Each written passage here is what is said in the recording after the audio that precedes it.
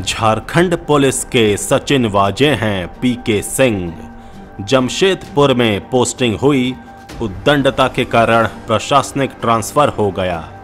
परिवहन में गए, घूसखोरी में जेल गए, फिर झरिया जैसा महत्वपूर्ण थाना झटक लिए। आने का मकसद क्या है तुम्हारा? तुम जांच करने वाला नहीं है, डंडा पेल देंगे सर। आप गलत सुनो, मारेंगे, तोड़ देंगे, समझा? निकलो अभी, निकलो यहाँ से।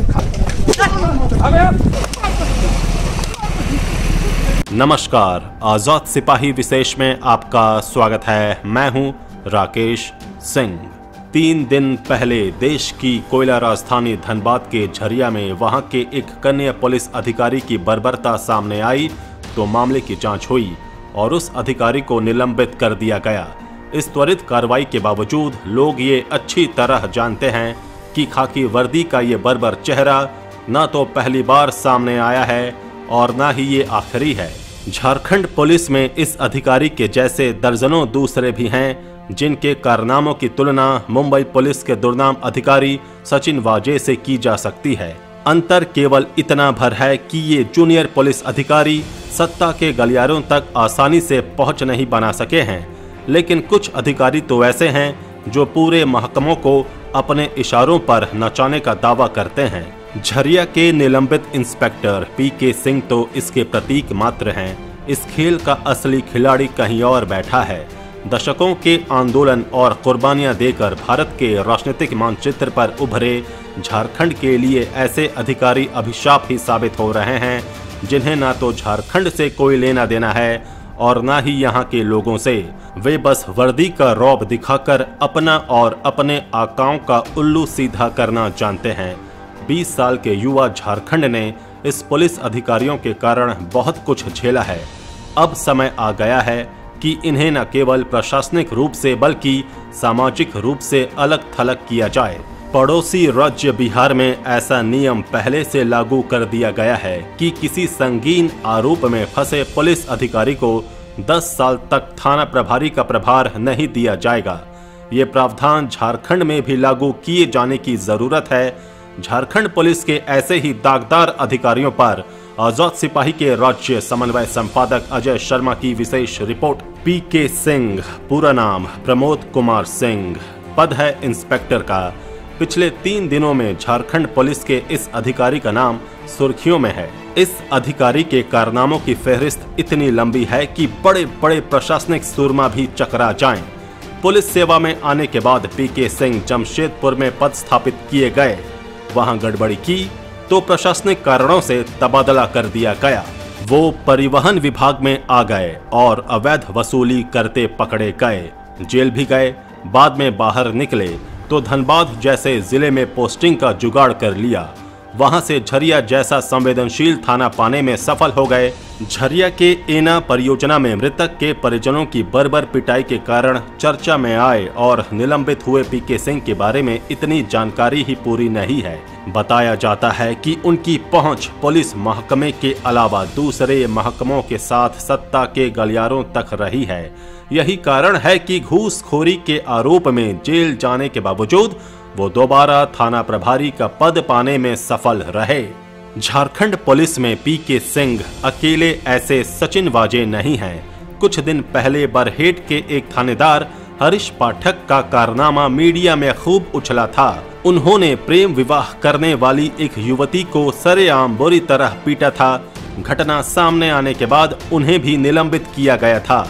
हरीश पाठक भी पीके सिंह से बहुत पीछे नहीं है। झारखंड में पिछले 2 दशक के दौरान यदि किसी विभाग ने जनता की नजरों में अपनी प्रतिष्ठा खोई है तो उस सूची में पुलिस महकमे का नाम यकीनन पहले नंबर पर होगा। जमीन दलाली, कोयला तस्करी और अवैध धंधों के सहायक के रूप में झारखंड पुलिस के कतिपय अधिकारियों की पहचान स्थापित हो चुकी है। इन अधिकारियों ने जिस तरह अपने पद, प्रतिष्ठा और ताकत का बेजा इस्तेमाल किया, उसके कारण ही पुलिस की ये छवि बन गई है। इन अधिकारियों के कारण ही झारखंड को अक्सर हंसी का पात्र बनना पड़ता है। पिछले साल निरसा के एक थानेदार ने एक निर्दोष कोयला कर्मी को केवल इसलिए जेल की हवा खाने पर मजबूर कर दिया क्योंकि उसने थानेदार के बॉस की प्रेमिका से शादी रचा ली थी। इतना ही नहीं, पलामू के बकोरिया में तत्कालीन पुलिस की टीम ने अपने आकाओं को खुश करने के लिए 1 दर्जन ग्रामीणों को गोलियों से उड़ा दिया और उसे नक्सली मुठभेड़ बताकर इनाम भी हासिल कर लिया। लेकिन बाद में जब असलियत खुली तो खाकी वर्दी पर दाग ही लगे। इसी तरह पिछले साल धनबाद में एक घटना हुई जिसकी कलई अब खुल रही है, तो पता चल रहा है कि पुलिस अपना स्वार्थ साधने के लिए किसी तरह का कुचक्र रच सकती है। ये झारखंड पुलिस के कुछ अधिकारियों का ही कमाल था कि 40 से अधिक निर्दोष आदिवासी युवकों को नक्सली बताकर सरेंडर करा दिया और करोड़ों रुपए डकार लिए। झारखंड में ऐसे पुलिस अधिकारियों की संख्या दर्जनों में है जो नियम कानून और परंपराओं की खुलेआम धज्जियां उड़ाते हैं। इन पुलिस अधिकारियों की वजह से पूरा महकमा इतना बदनाम हो गया है कि अब लोगों का भरोसा उठने लगा है। लोग कहने लगे हैं कि झारखंड पुलिस का एक वर्ग इतना नीचे गिर चुका है कि उसे सिवाय पैसे के और कुछ नजर नहीं आता है।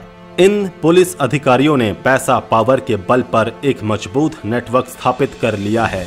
इस नेटवर्क ने राज्य के काबिल और ईमानदार छवि के अधिकारियों को हाशिए पर रखने के लिए पूरी ताकत लगा दी। इसका परिणाम ये हुआ कि धीरे धीरे सभी तेज तर्रार अधिकारी केवल फाइलों पर दस्तखत करने के लिए ही रह गए। पुलिस की इस नकारात्मक छवि के बावजूद सबसे सुकून देने वाली बात यह है कि अब कोई वर्दी वाला जुल्म कर बेदाग निकल नहीं सकता है। उसे किसी न किसी स्तर पर सजा जरूर मिलती है। झारखंड के लिए ये एक सकारात्मक संकेत है। चाहे मुख्यमंत्री हेमंत सोरेन हो या डीजीपी नीरज सिन्हा, झारखंड पुलिस के मानवीय चेहरे को उजागर करने के लिए हर संभव कदम उठा रहे हैं। लेकिन अभी और सख्त कदम उठाने की जरूरत है। जैसा कि बिहार में हुआ है, वहां ये नियम लागू किया गया है कि संगीन आरोप में घिरे किसी भी पुलिस अधिकारी को थाना की जिम्मेदारी नहीं दी जाएगी। झारखंड में भी इस नियम को लागू कर पीके सिंह सरीखे सचिन वाजे को अलग थलग किया जा सकता है।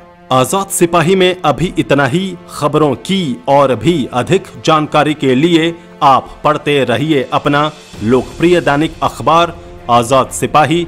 आप हमारे इस YouTube चैनल को जरूर सब्सक्राइब करें। आप हमारे फेसबुक पेज को भी जरूर लाइक करें। जुड़े रहिए आजाद सिपाही के साथ। धन्यवाद।